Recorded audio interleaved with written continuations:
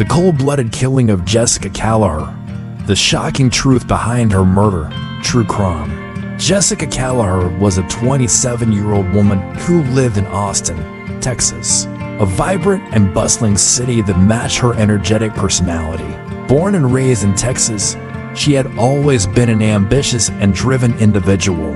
After graduating from Texas State University with a degree that paved the way for a career in education, Jessika was determined to build a better future for herself. She was smart, talented, and full of potential. In her everyday life, Jessika was the type of person who believed that hard work and dedication could overcome any obstacle. She balanced two jobs, working as a substitute teacher and at a local grocery store, all while attending graduate school. Her dream was to secure a permanent teaching position at an elementary school, a goal she was actively working toward. But, like many young adults, she also had the weight of student loan debt hanging over her head, which only added to the pressure she faced. Despite all the demands on her time, Jessika managed to keep a positive attitude. She was known for her glass-half-full approach to life, always finding the silver lining. No matter how difficult things got, when life threw challenges her way, she simply took them in stride, confident that things would improve with time and effort. Her family often described her as the kind of person who could light up a room, always bringing laughter and joy to any gathering. Her outlook on life was reflected in a quote she once shared with her family: "Someday everything will make perfect sense. Laugh at the confusion, smile through the tears, and keep reminding yourself that everything happens for a reason."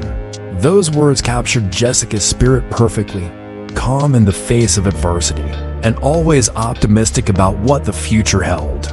Jessika wasn't just hardworking, though. She had a deep connection with those closest to her. She made it a priority to spend time with family and friends, and her best friend Melanie, who also happened to be her cousin, was an important part of her life. They were incredibly close, often supporting each other through the highs and lows of life. At the time of her death, Jessika was in a really good place. She had a promising career ahead of her, her relationships were strong, and she was working hard to make her dreams a reality. She often said she was looking forward to a future where she could live comfortably, pay off her student loans, and eventually settle into a permanent teaching position. Her master's degree was within reach, and she had so much to look forward to in her career and personal life. But little did Jessika know that her life was about to take a devastating turn. What was supposed to be just another evening spent with friends would mark the beginning of a tragedy that would leave her family, friends, and the Austin community reeling. Jessika's story was just beginning, and at this moment in her life, it seemed like nothing could stand in her way. But as we know, fate had other plans. It was Labor Day weekend in 2009 when Jessika Kalaher's life took a tragic turn. Like most young adults, she had spent the day soaking up the final moments of summer with friends and family. The air was hot, the sun was relentless, and the atmosphere was full of the kind of carefree joy that only a holiday weekend could bring. Jessika spent the afternoon with her cousin Melanie, who was also her best friend. The two had always been close, sharing everything from childhood memories to their adult dreams. Along with a few others, they decided to gather at a local pool to relax and enjoy the warm weather. Laughter filled the air as they splashed in the pool, ate BBQ, and soaked up the sun. Their worries momentarily set aside.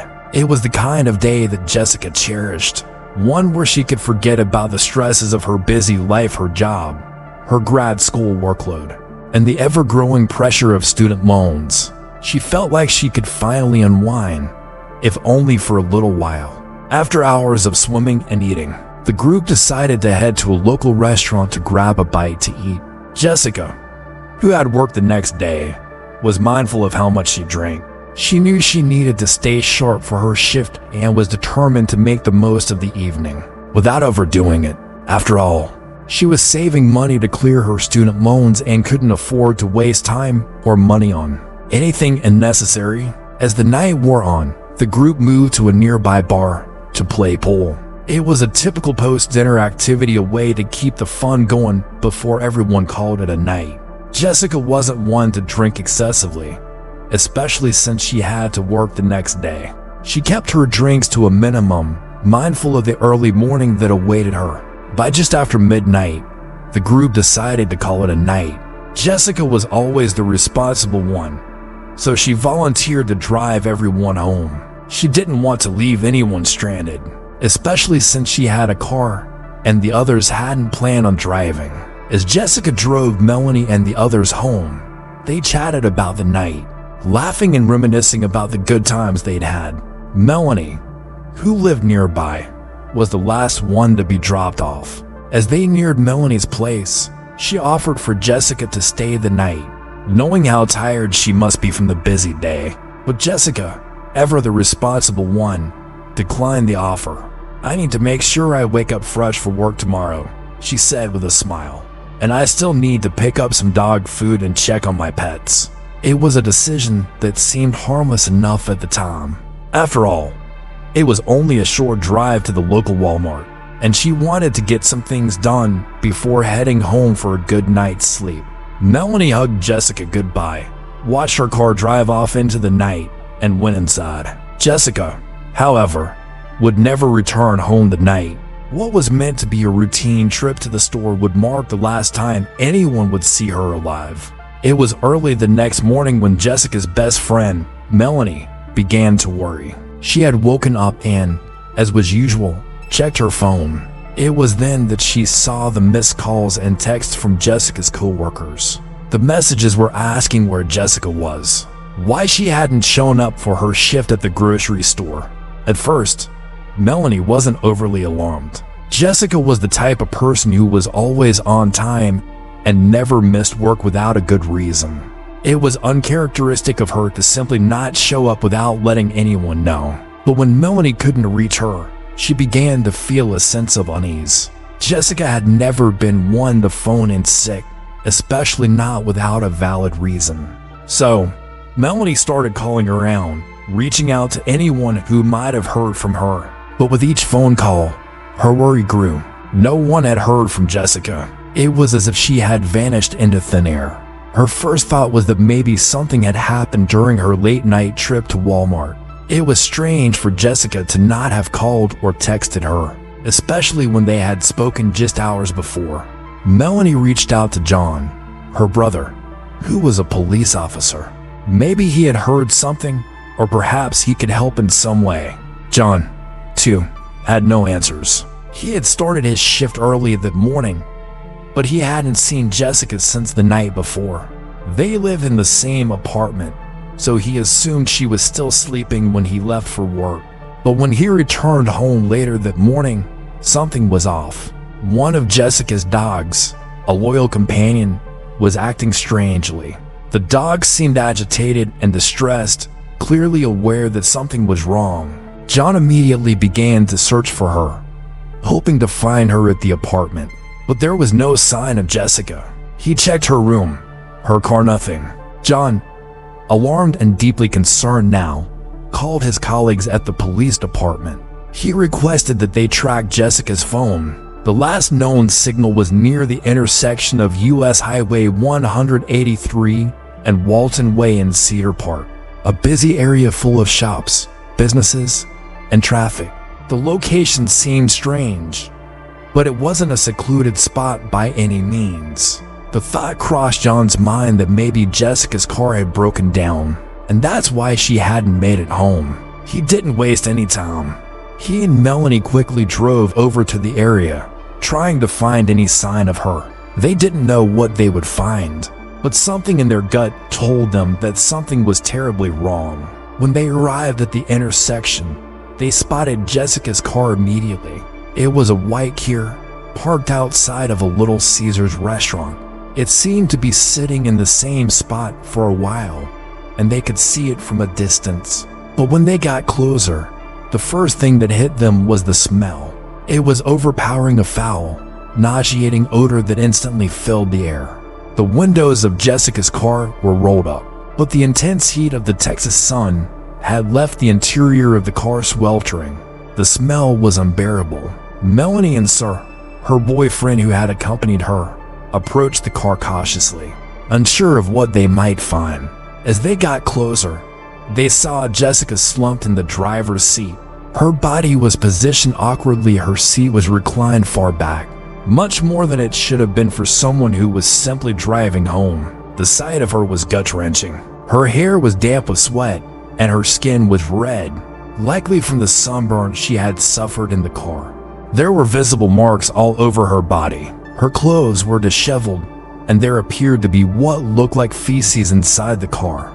Melanie's heart raced. She leaned forward, trying to rouse Jessika, but she didn't respond. She gently touched Jessica's head, hoping to wake her, but the lifelessness in Jessica's body was unmistakable. She wasn't breathing. Her face, though, was a clear indicator of the struggle she had endured.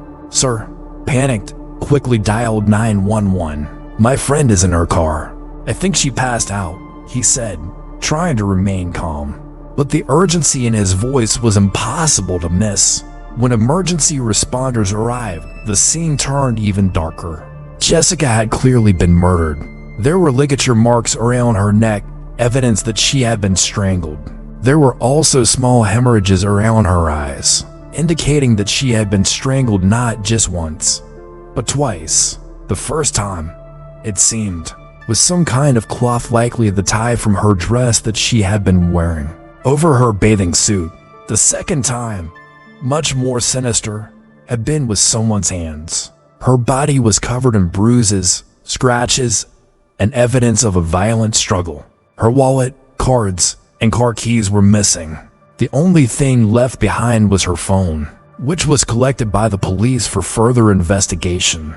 The initial signs of violence were clear, but there was more to uncover. Witnesses at nearby shops and restaurants provided more unsettling details. A worker at a nearby restaurant remembered seeing Jessika earlier that morning. The first time, she had been crawling around inside her car, naked and trying to put on her bathing suit.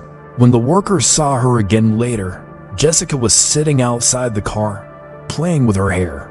The third time she was seen, Jessika was in the car, talking to herself and making strange hand gestures. To the onlookers, Jessika appeared disoriented, confused, and out of sorts. She didn't seem like her usual self. It was as if something was wrong, but no one could quite put their finger on it. Despite the odd behavior, no one thought much of it at the time. They hadn't spoken to her, and Jessika hadn't interacted with anyone. But what they couldn't know was that within hours, she would be found dead, her life brutally taken in the most shocking of circumstances. As the investigation into Jessika Kalaher's death unfolded, the mystery surrounding her final hours only deepened. The discovery of her body in her car outside Little Caesars was the first of many chilling revelations, but despite the evidence of a violent struggle and strangulation, there were still many unanswered questions. Why had she acted so strangely? What had happened to her between the time she was seen alive and when she was found dead? The first thing investigators focused on was Jessica's phone. They quickly retrieved it from the car and began analyzing it for any clues. The phone's location data confirmed that she had indeed been near the Walmart in Cedar Park.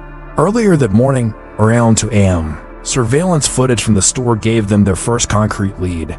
The footage was grainy but telling. Jessika was clearly visible as she entered the Walmart, wearing a white dress and a red baseball cap. She walked through the store with purpose, headed straight for the pet aisle, where she grabbed a large bag of dog food.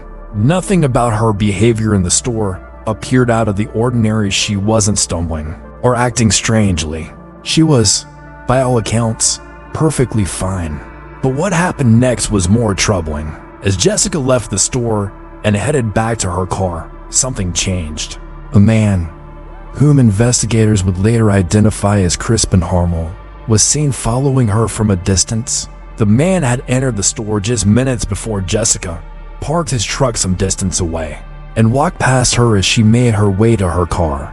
Crispin seemed to be keeping a steady pace behind her, and though he wasn't immediately noticeable to those around him, it was clear from the footage that he was intentionally following her. The camera inside the store had captured their movements. They didn't interact, but he had clearly seen her. As Jessika reached her car, Harmel was about 20 seconds behind her. He walked towards her, and then something happened that would remain a mystery for some time. Jessica's car, parked near a large tree that obstructed the camera's view, suddenly pulled out and drove off.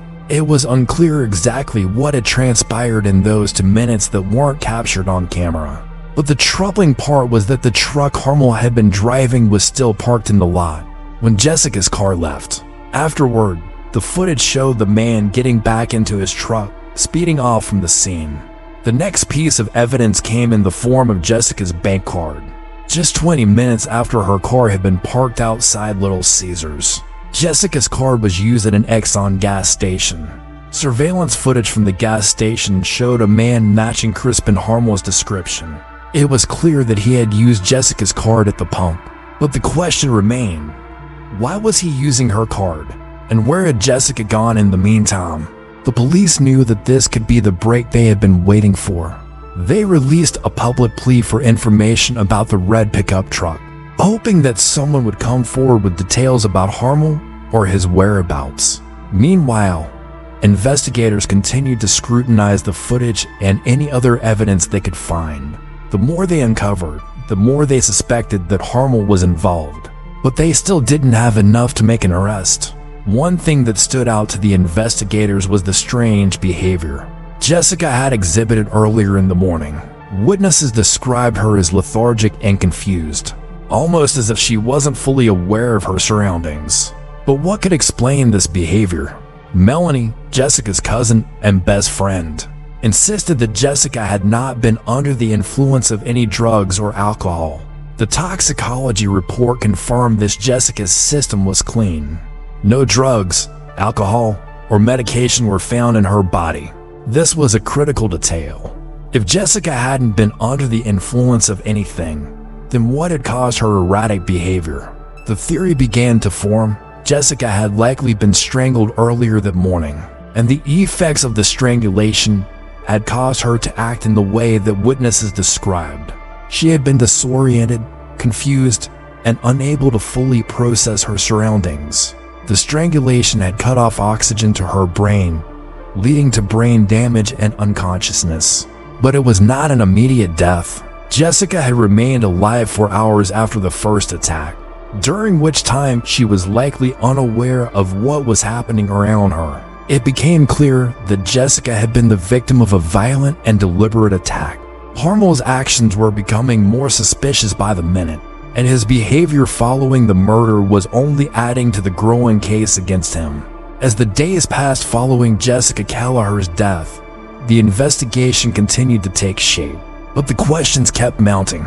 Detectives knew that Crispin Harmel was a key figure in this case. The evidence against him was beginning to stack up, but they still lacked a definitive answer as to why he had been involved in Jessica's death, and what had really happened between the time she left Walmart and when she was found dead in her car. The first breakthrough came when police received an anonymous tip that led them to a man named Crispin Harmel. He was a 37-year-old man with a history of run-ins with the law. While he wasn't exactly a criminal mastermind, he had a reputation that made investigators raise an eyebrow. His name had surfaced in connection with the red pickup truck seen at the scene, and his connection to the vehicle was becoming increasingly suspicious.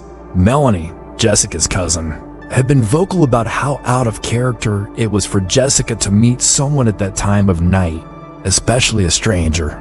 Jessica had always been the kind of person who made sure her whereabouts were known, especially if she was meeting someone new. She wasn't the type to just randomly meet someone from the internet, let alone in the middle of the night.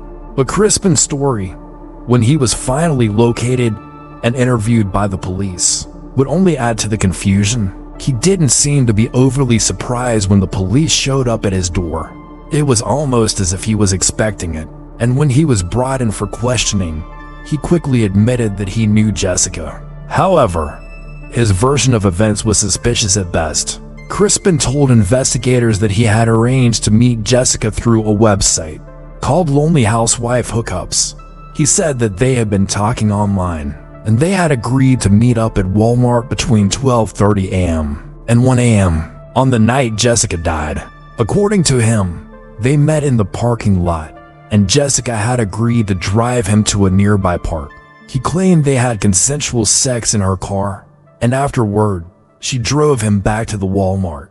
But the story quickly fell apart under scrutiny. The surveillance footage told a different story. Jessika had arrived at Walmart long after the time Crispin claimed they had planned to meet. In fact, the footage showed Jessika walking into the store by herself, completely unaware of any meeting with a stranger. She wasn't looking for anyone, and there was no indication that she was expecting to meet someone. She went straight to the pet aisle, bought dog food, and then left, without stopping to talk to anyone or looking around for anyone. The timeline of events also didn't align with Crispin's version of the story. The cameras showed that Jessica's car had been parked in the lot for a while, and there was no interaction between her and Crispin until after she had purchased the dog food and was heading back to her vehicle. When Crispin finally entered the scene, he was following her. He had been behind her the entire time. Police began to piece things together, and the inconsistencies in Crispin's story started to pile up. Jessika wasn't meeting him. She wasn't involved in any online hookup. She had simply gone to Walmart to pick up some dog food, completely unaware that she was being followed by Harmel. After Crispin's questioning, the investigators dug deeper into his background. They learned that he had been stopped by the police only a few weeks earlier for having an expired vehicle registration. During the stop, police had noticed that he was driving the same truck that had been caught on camera. Near the crime scene, the truck, a red pickup, had been parked at the Walmart lot and was traced back to Harmel. This gave the investigators even more reason to believe that Crispin was involved in Jessica's death. The situation was becoming clearer. Crispin had followed Jessika from the Walmart, waited for her to head back to her car, and then, once she was alone, he forced himself into her vehicle. He had been one of the last people seen with her, and it didn't take long for police to realize that something much more sinister had happened between them. Though they didn't yet have all the details of the crime, the police were now certain that Crispin Harmel was connected to Jessica's murder. They had enough to charge him with tampering with evidence for trying to cover his tracks. He had altered his truck's appearance and even thrown away Jessica's debit card in a panic. He had been actively trying to avoid detection, and his behavior only confirmed that he had something to hide. As investigators continued to search for more evidence, they began to explore the possibility that the strangulation Jessika suffered was not an instantaneous death. Experts in forensic science began to speculate that Jessika may have experienced what's known as delayed death due to strangulation.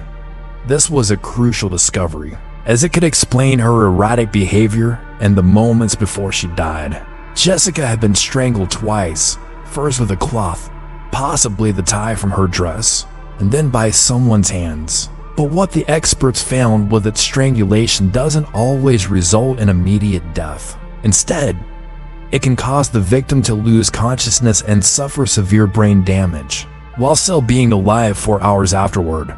During this time, Jessica's brain would have been deprived of oxygen, causing disorientation, confusion, and even strange behavior.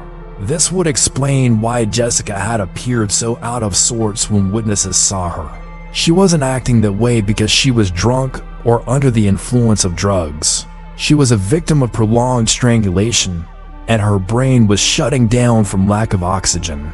The more they uncovered about Crispin and his actions, the clearer it became that he was responsible for Jessica's death. He had stalked her, attacked her, and left her to die in her car still alive, but unable to fight back, trapped in a body that had already begun to shut down. After days of intense investigation, it became evident to the police that Crispin Harmel was the man responsible for Jessika Kalaher's brutal murder.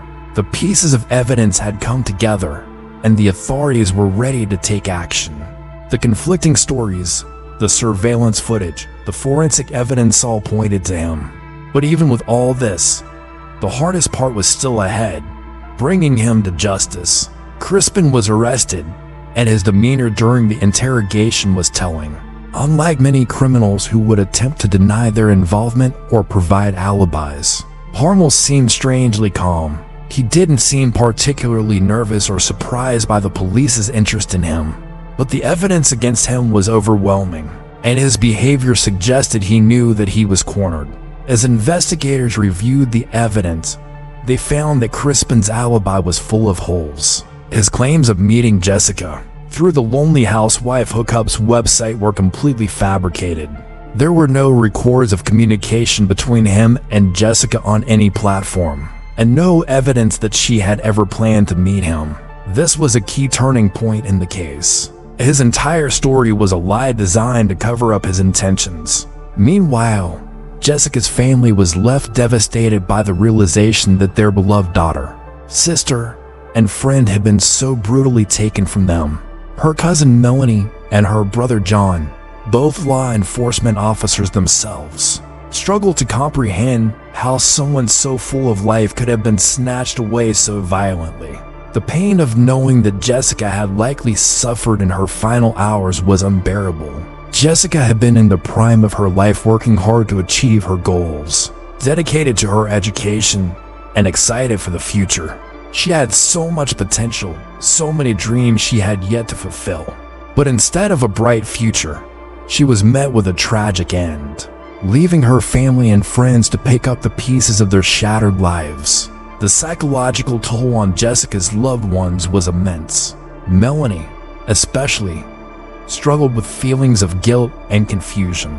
She had been the last person to see Jessika alive. The two of them had shared so many memories and moments together. But now, Melanie was left questioning everything, every conversation, every choice Jessika made in the days leading up to her death. It was hard to find peace in the midst of so many unanswered questions. As the trial date approached, the authorities began to gather more evidence, preparing to take the case to court. Forensic experts testified about the brutal nature of Jessica's death, explaining how she had been strangled twice, once with a cloth and then with hands. They also revealed the disturbing possibility that Jessika had been alive for hours. After the initial attack, her brain starved of oxygen and her body slowly shutting down. This testimony was crucial in understanding Jessica's final moments and why she had appeared so disoriented and confused.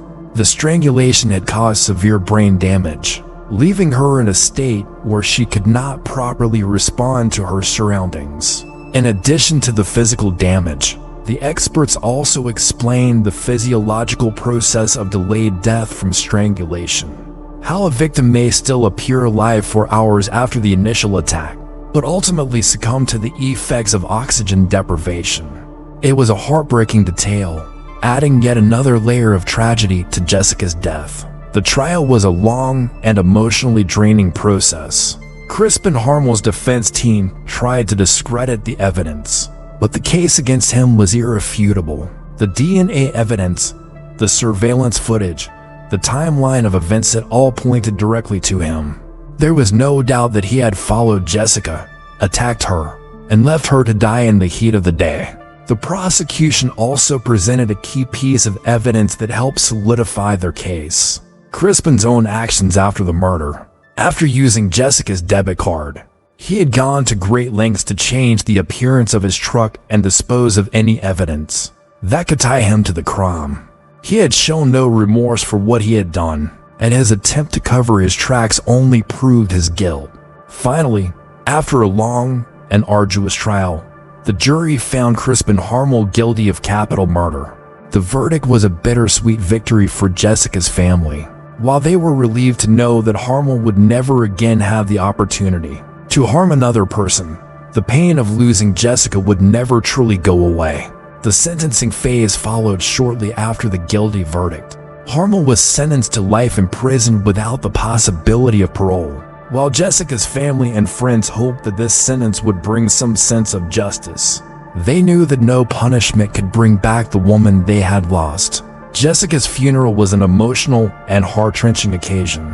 Her family, friends, and loved ones gathered to mourn her loss and remember the life she had lived. The memories they shared with her laughter, her determination, her kindness would never be forgotten. But the sadness of knowing that she had been taken from them in such a cruel and senseless way was a weight they would carry for the rest of their lives. As for Crispin Harmel, his life behind bars began. He had been convicted of the most heinous crime, a crime that had taken away someone who had so much to give to the world. And yet, as the years passed, he continued to maintain his innocence. Despite the overwhelming evidence against him, the legal system had delivered justice. But for Jessika's family, the journey of healing was just beginning. Though the trial and conviction brought some closure, the loss of Jessika was a hole that could never truly be filled. Her family and friends would continue to honor her memory, carrying her spirit with them as they tried to move forward from the pain of losing someone so bright, so full of promise, and so tragically taken too soon. The conviction of Crispin Harmel brought a sense of closure to the case. But for Jessika's family and friends, the pain of her loss lingered long after the trial ended. While the justice system had delivered its verdict, no legal proceeding could ever fully heal the wounds left by her brutal murder.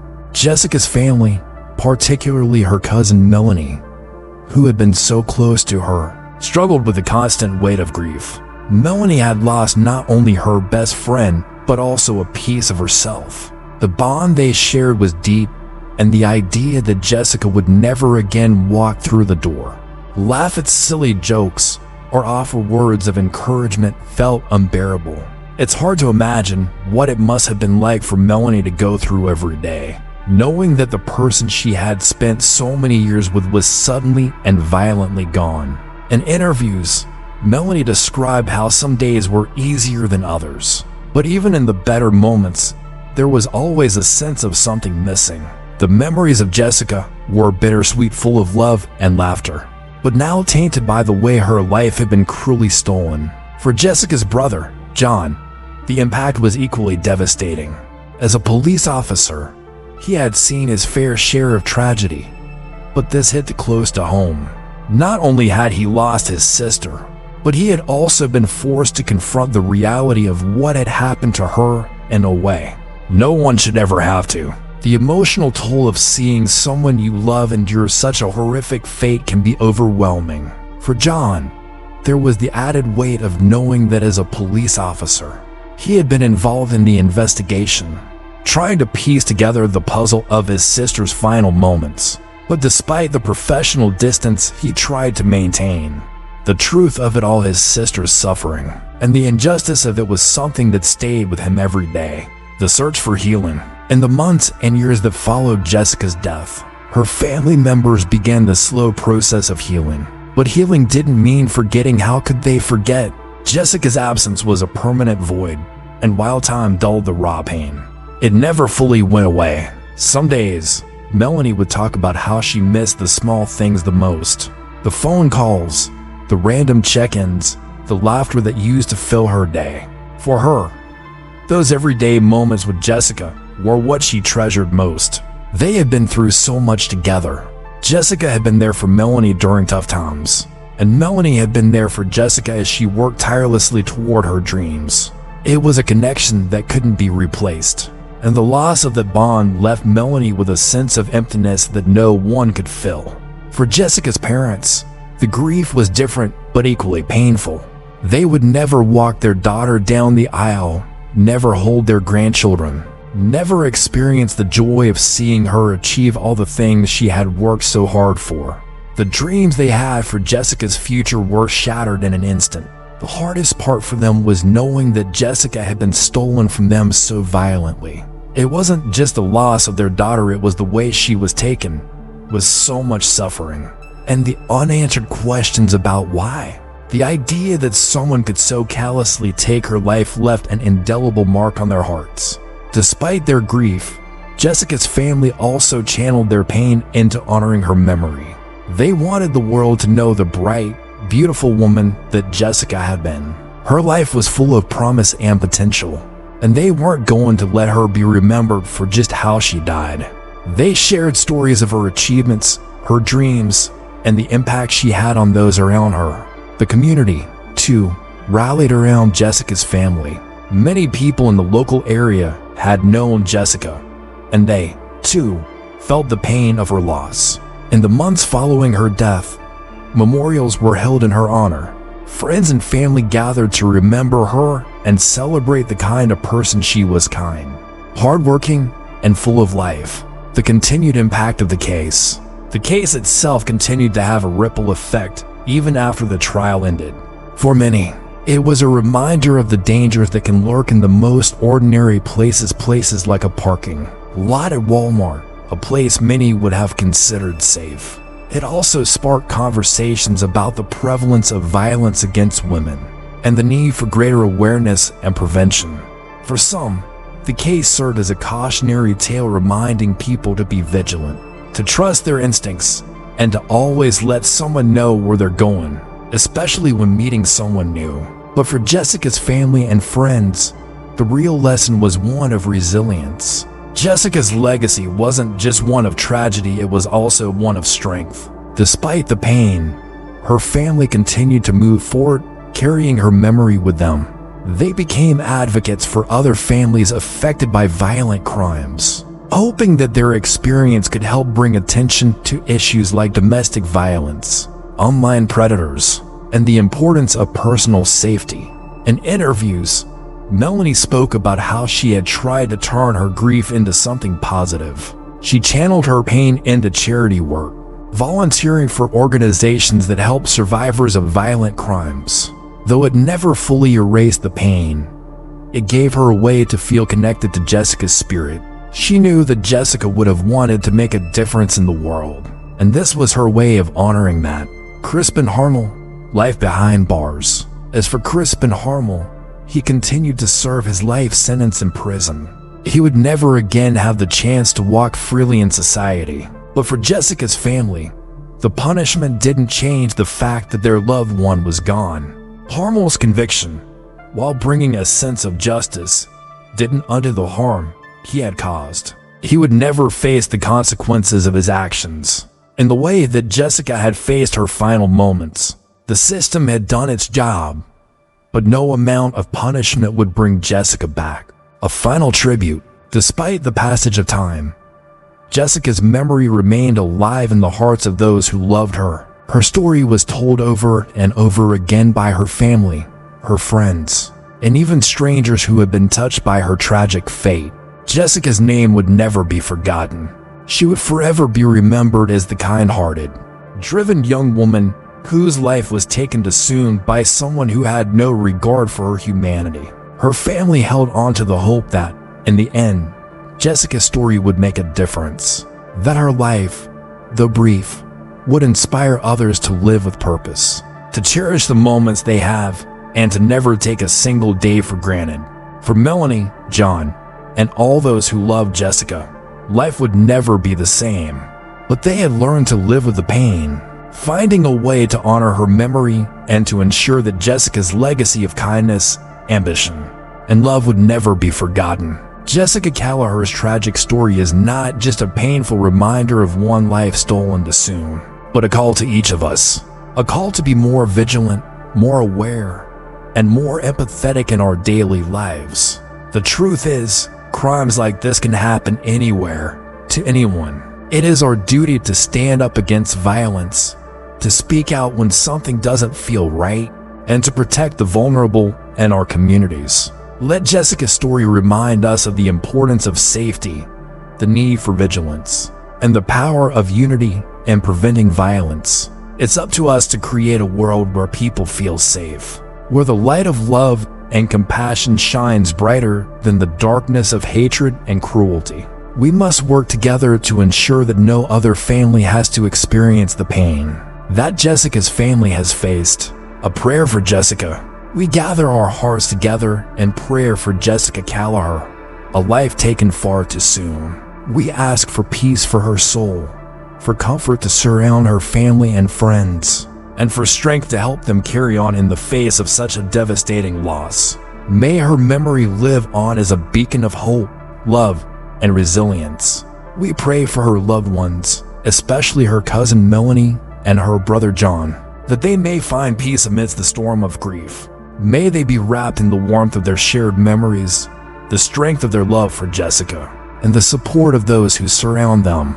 May the weight of their loss be lightened by the legacy of kindness and ambition that Jessika left behind. May justice continue to guide us, that her story might inspire change, and that no victim's voice is ever silenced. We pray for those who have been affected by violence, that they may find healing and support. Let us not forget the countless others who, like Jessika, suffer in silence, whose stories often go unheard. A warning to the guilty, to the one who committed such an unthinkable act. You may have thought that your actions would go unnoticed, that your cruelty would remain hidden, but there is a truth you cannot escape. Justice has a way of finding its way through the darkness. You may have silenced her voice in this world, but you cannot silence her spirit. You may have thought that you could hide behind lies, but the truth always comes to light. Your actions have consequences far beyond the walls of a courtroom. You have shattered the lives of those who love Jessika, and you have left an indelible mark on the world around you. You may sit in a prison cell, but your conscience will never escape the guilt of your crimes.